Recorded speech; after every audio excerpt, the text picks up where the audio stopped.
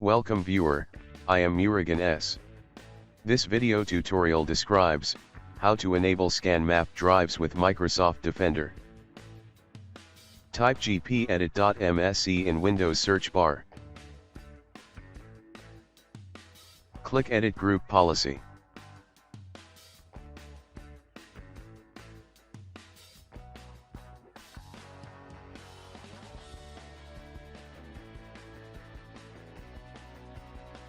Click and expand Administrative Templates. Click and expand Windows Components. Click and expand Windows Defender Antivirus. Click Scan.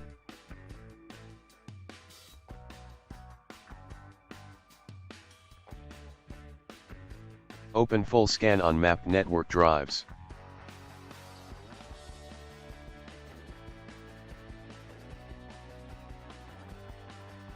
Check Enabled.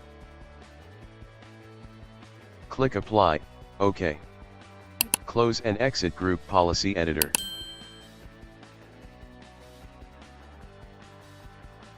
Restart system. I hope this video tutorial helps to you. Please like, share and don't forget to subscribe my channel. Thank you very much. See you next video.